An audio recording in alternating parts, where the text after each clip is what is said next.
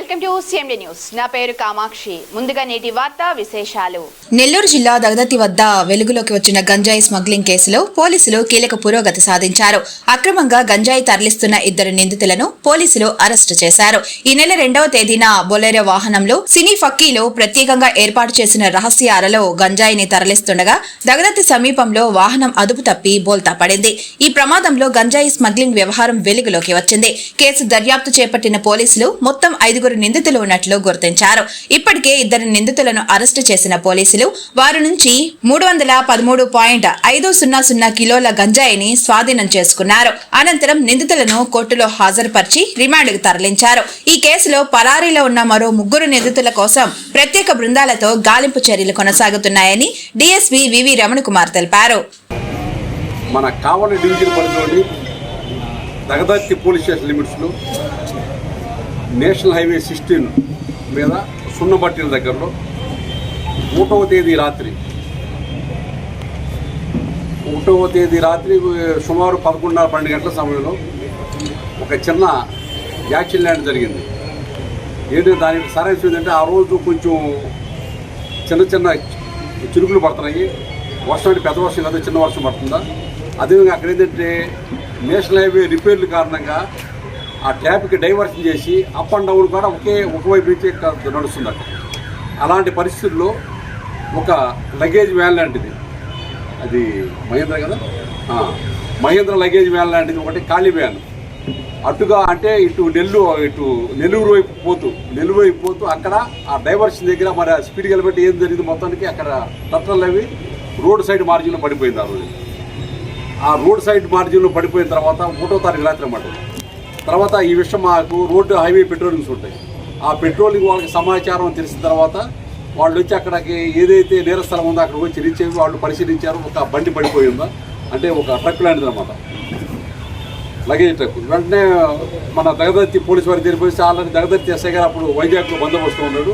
తర్వాత ఇంటర్వ్యూ ఏంటంటే మన బెట్రగుంట ఎస్ఐ గారికి మన కావలి రోడ్ల సిఐ గారికి ఇన్ఫార్మ్ చేస్తే వీళ్ళందరూ అక్కడ వెళ్ళి చూశారు, పరిశీలించారు. ఆ పరిశీలిస్తే ఏదైతే పల్టీ కొట్టిందో ఆ పల్టీ కొట్టి వ్యాన్లో అక్కడ మీరు ఆల్రెడీ ఏదో పుష్పాషన్ మీద చూసినట్టున్నారు కదా, అలాంటి ఉన్నట్టు ఏంటంటే ఏదైతే డ్రైవర్ కూర్చునే క్యాబిన్కి అదేవిధంగా లగేజ్ పెట్టే ఏదైతే మన దీనికి మధ్యలో స్పేస్ ఏంటంటే కొంత స్పేస్ ఏంటంటే ఒక బాక్స్ తయారు చేశారు. ఆ బాక్స్ ఏదో బయటకు కనిపిస్తుంది. ఆ బాక్స్ నుంచి ఏదో వాసన ఏదో మొత్తానికి అక్కడ ఏదో ఒక ఆకులాగా కనిపించింది మనకి. ఏంటని చెప్పి దాని గురించి చూస్తే దాంట్లో నుంచి స్మెల్ వస్తుంది అనమాట. ఆ స్మెల్ ఏంటంటే దాని పరిస్థితి ఏంటంటే గంజాయి అని చెప్పి నిర్ధారణకు వచ్చారు. ఆ గంజాయి అని చెప్పి నిర్ధారణకు వచ్చిన తర్వాత యాజ్ పర్ ప్రొసీజర్ ప్రకారం మన ఎగ్జిక్యూటివ్ మేజిస్ట్రేట్ గారిని అదేవిధంగా కొంచెం పెద్దల్ని గెజిట్ ఆఫీస్ వాళ్ళ యొక్క సమక్షంలో ఏంటంటే మన కావలి రోడ్ల సిఐ గారు అవన్నీ కూడా బయటికి తీసి తూకం ఎంపిక చేస్తే 313 కేజీల గంజా అనమాట. 313 కేజీల గంజా ఉందా మొత్తం అయింది. యాజ్ పర్ ప్రొసీజర్ ప్రకారం అన్ని కూడా గంజా మొత్తం కూడా సీజ్ చేసి ఆ బేల్స్ అన్ని కూడా ఏదైతే ఇప్పుడు మీ ముందు నుంచే ఉన్నాయన్నమాట ఈ బేల్స్ అనమాట, మొత్తం 313 కేజీలు గంజా అనమాట. దాన్ని తీసేళ్ళి మొత్తం సీజ్ చేసేసి దాని యొక్క సెక్యూరిటీ పర్పస్ దగదత్తి పోలీస్ స్టేషన్లో ఉంచారు. జరిగిన తర్వాత అప్పుడు ఇంకా పై అధికారులు చెప్పి అప్పుడు వాస్తవంగా నేను కూడా వైజాగ్ బందోబస్తు ఉన్నాను, నేను కూడా అందుబాటులో లేను.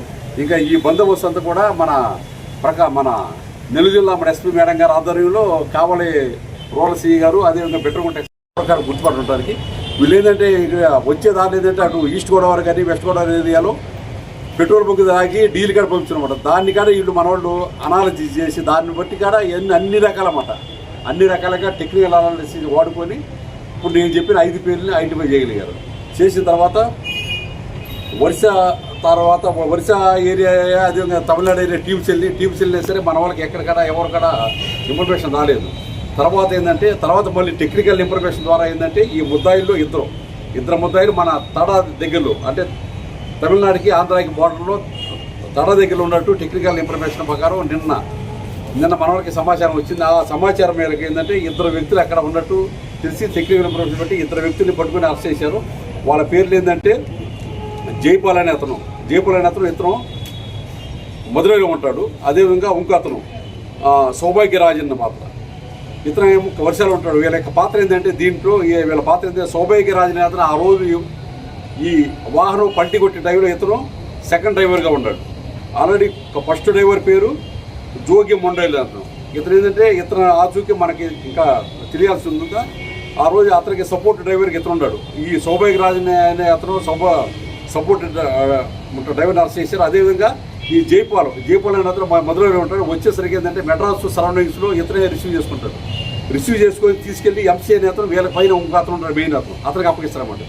కాబట్టి మనకేంటంటే ఇప్పుడు ఇన్వెస్టిగేషన్లో జైపాలు అదేవిధంగా ఎవరైతే ఆ రోజు కో డ్రైవర్ ఉన్నాడో సౌభాగ్యం వాళ్ళిద్దరు అరెస్ట్ చేశారో నిన్న మన తాడా చెక్ పోస్ట్ దగ్గరలో అరెస్ట్ చేసేసి యాజ్ పర్ ప్రొసీజర్ ప్రకారం అంటే మధ్యలో సమక్షం అరెస్ట్ చేసి వాళ్ళని తీసుకొచ్చి వాళ్ళ యొక్క స్టేట్మెంట్ గా రికార్డ్ చేసేసి వాళ్ళతో మొన్న ఎక్కడైతే బండి పల్టీ కొట్టిన ప్రదేశాన్ని కూడా వాళ్ళతో మళ్ళీ గుర్తించి పలానా ప్రదేశం ఇక్కడే బండి కొట్టిందని తర్వాత ఆ బండిని కూడా వీళ్ళతో మన ఐడెంటిఫై చేసి నిన్న అరెస్ట్ చేసి ప్రొసీజర్ అయిపోయినాక ఈరోజు వీళ్ళ యొక్క హాస్పిటల్లో అంటే వీళ్ళ హెల్త్ ఫిట్నెస్ సర్టిఫికేట్ తీసుకొని ఇప్పుడు వీళ్ళని మన గౌరవ కొవ్వూరు కోర్టు వారికి సబ్మిట్ చేయబోతున్నాము. ఇది విషయాలు అదే దీనికి సంబంధించి ఇంకొక ముగ్గురిని మనం పట్టుకోవాలి. అంటే నూతనమాలి ఇతను వర్షాలో ఉంటాడు, ఎంసీ నేతను మెడ్రాస్లో ఉంటాడు, అదేవిధంగా జోగి ముండి కనుక వర్షాలో ఉంటాడు. వీళ్ళ ముగ్గురు పట్టుకుంటే మా ఎస్పీ మేడం గారి ఉత్తర్వుల మేరకు మళ్ళీ స్పెషల్ టీం ఫామ్ చేసి వాళ్ళ ముగ్గురిగా పట్టుకొస్తాం. అదేవిధంగా ఏంటంటే నేను ప్రభుత్వకి చెప్పేది ఏంటంటే ఈ గంజాయి గురించి ఎక్కడన్నా సరే ఇన్ఫర్మేషన్ ఉంటే వెంటనే పోలీసు వారికి తెలియపరచాల్సిందిగా కోరుతున్నాం. ఏంటంటే గంజాయి అనేది మన సొసైటీలో ఒక పెద్ద అది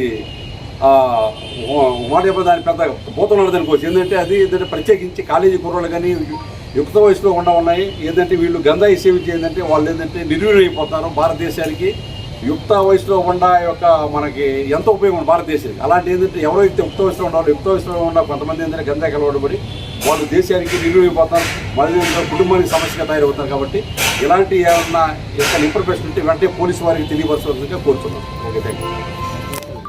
ముఖ్య గమనిక, మా హాస్పిటల్ నందు డాక్టర్ ఎన్టీఆర్ వైద్య సేవ అందించబడెను. పేదలందరికీ ఆధునిక వైద్యం చేయబడెను. Malinidevi multi speciality hospital, Christian Peta, 5వ లైన్, కావలి.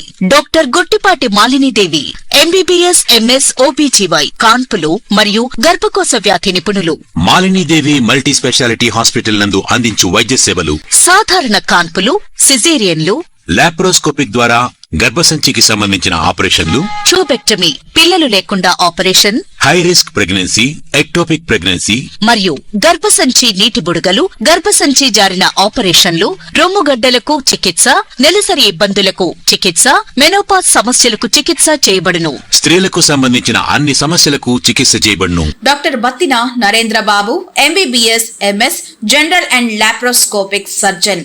లాప్రోస్కోపిక్ ద్వారా అపెండిసెక్టమీ, 24 గంటల కడుపు నొప్పికి చికిత్స, హెర్నియా మరియు పిత్తాశయంలో రాళ్లు తీయబడెను. వరి బీజం, హెర్నియా, నరాలు ఉబ్బడం, హైడ్రోసెల్, థైరాయిడ్ ఆపరేషన్లు చేయబడెను.